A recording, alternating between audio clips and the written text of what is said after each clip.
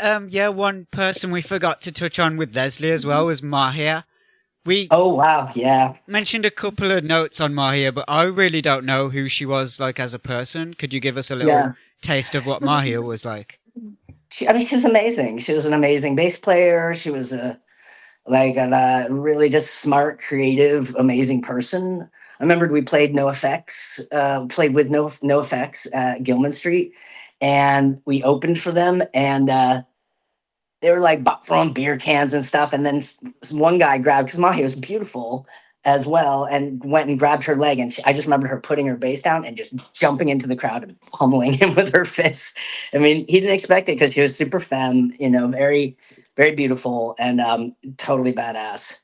So yeah, I mean, yeah, and she really, she had her own sensibility. Like there was a lot of early days with Tribate talking about drawing, sort of taking cues from hip hop at that time. There was a lot of appropriation of hip hop in the queer community and the dyke community, but also this kind of bragging, even though we were kind of pulling it out from nowhere, but like, and I remember her talking about that too, like, oh yeah, talking about ourselves in our songs and like doing this kind of thing that was new terrain, I think, especially for outcasts, people that were told that they should be quiet.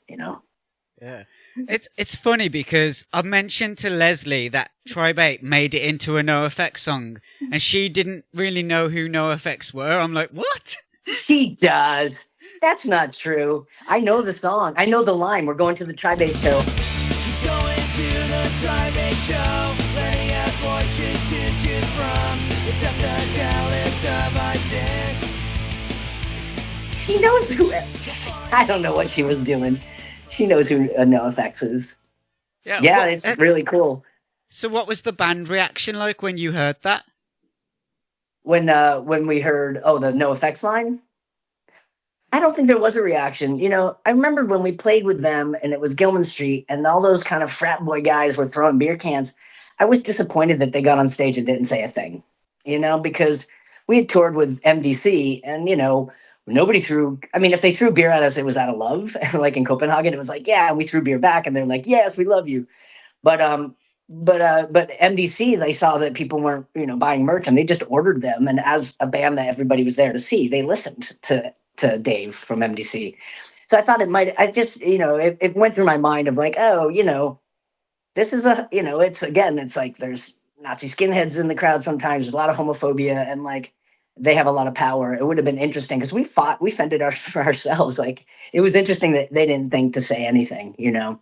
Um, that's all. Slight minor judgment there, but I like that they had it was true. Like I think it was, I think the punk queer scene was sexy, it's a good, punk's always had like a good aesthetic. It comes from a lot from fashion. And, so I liked that they saw that and that there was that kind of mix between like, yeah, I don't know. I don't remember a reaction from the band though, to be honest.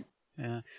I think Fat Mike now does like identify as part of the queer community. They've been having the Yeah. rainbow flag on stage for quite a long Oh time. yeah. They've been Oh, maybe, heavily yeah. involved. He might have been. Maybe it was just that night. It was the only time I ever had that thought. But it was because I remembered it was kind of intense. That was our home turf. Gilman's where we played many shows.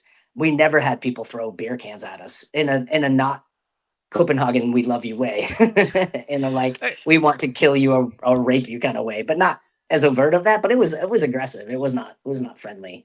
It wasn't really punk. Throwing beer in a punk way is a whole different thing you know. Um,